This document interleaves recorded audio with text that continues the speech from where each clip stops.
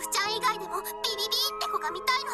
泉先生が新ヒロインを思いつくようなイラストを描くために。兄さんの知り合いに可愛くておっぱい大きくてパンツ見せてくれそうな子はいないの？いるわけないだ。On the What the fuck is going on?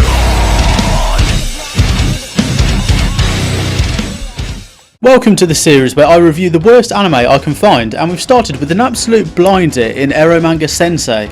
Leave a comment down below for the anime I should review next in the series. The more cultured individuals out there will know what I mean when I say this series is a bit sus, to say the least. Masamune is a 15-year-old manga artist who works together with his mysterious illustrator towards his goal of making a manga that will one day become an anime. But the twist is he finds out his illustrator is actually his little sister, Sagiri. Oh, and this is an ecchi anime, so I'm pretty sure you can see where I'm going with this. I mean, seriously, what is it with the Japanese and having little sister complexes? I think it's important to know that although they aren't blood related, there is a 3-year age gap between the two of them, so just bear that in mind throughout the rest of the video. If I had to describe this series with one word, it would be scandalous. Seriously scandalous. All because of one particular character, Sagiri. I mean Masamune a bit, but mainly Sagiri. I mean Sagiri's character is just wrong on so many levels. First level being the fact she enjoys drawing lewd pictures. I don't think I need to explain why a 12-year-old drawing that kind of stuff is wrong. It's explained later on in the series that this is due to her mother working in the same field and she picked it up from her.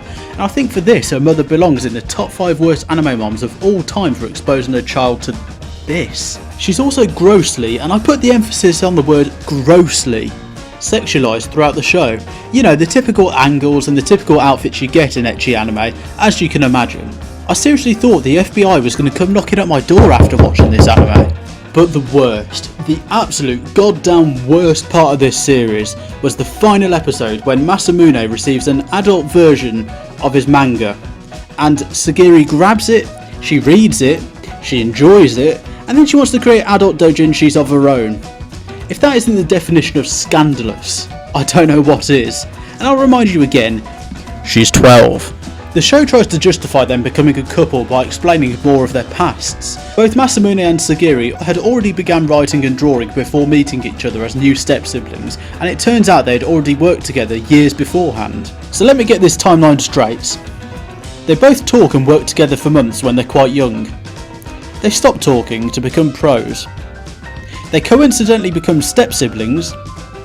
They somehow connect with each other online, not knowing that one is the other, all whilst living under the same roof, and then they discover that they've been working together online again.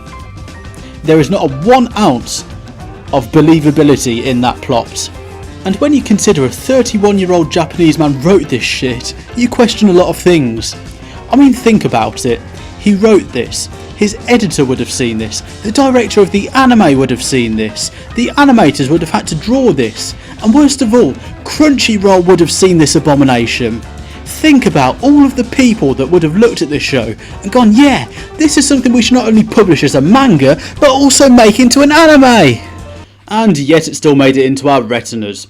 I'm convinced this was made as a joke and that 10 copies of the anime were only ever supposed to have been released, and it had become one of those urban myths. If you were unfortunate enough to actually have watched it, your life would never be the same again. But you know what? It's not all bad though. There is some serious character development to talk about here. In the final episode, Masamune avoids getting hit by Sagiri's door for the first time in the series. Eromanga Sensei!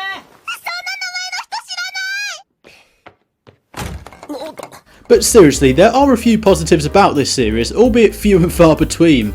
Some of the side characters are actually quite likeable, like Elf Yamada for example, who's a fellow manga artist who happens to live next door to Masamune, and is actually a pretty good character, at least by this show's standards, who I actually found myself rooting for in Masamune's harem, although we all know who's going to win that battle. Elf is a fairly typical tsundere who softens towards Masamune over time because of her feelings towards him, and beat sheens aside, it was episode 9 that actually sealed her as best girl of the series for me.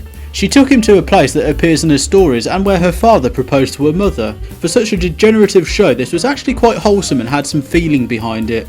The issue for me is that any attempt at building the story is just undermined by the ecchi scenes. In fact, the ecchi scenes just feel like they're jammed in there for the sheer hell of it.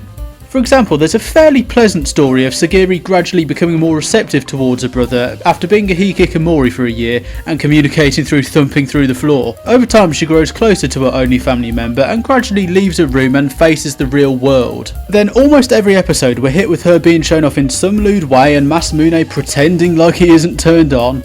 I mean, how are we supposed to take the nice brother and sister bonding plot seriously if we're blasted with these kind of strange, slightly incestuous moments between them? Also bear in mind that this anime is PG-13. Now what does this mean? Well, according to Google it means that parents are strongly cautioned that it's inappropriate for children under the age of 13 and should not watch it due to, and I quote, stronger language, extended violence or sexual situations and drug use. Which means that the show isn't appropriate for 12-year-olds, despite one of the main characters being 12 years old. I think this tells you all you need to know about Eromanga Sensei. I simply can't give this anime anything more than 2 out of 10. If they made Masamune say 23 and Sagiri 20 or 19 or, well, anything over 18, let's face it, this show would automatically go up to a 3.5, maybe a 4 out of 10. If you take away the ecchi or incorporate it in a tasteful way or in a way that doesn't take away from the plot, it might even reach a 6 out of 10. However, despite everything I've said in this video, I don't actually hate the show. Don't get me wrong, I'm not going to be getting my placards out for a season 2 anytime soon, but if there was somehow a season 2 made, I'd probably find myself watching it.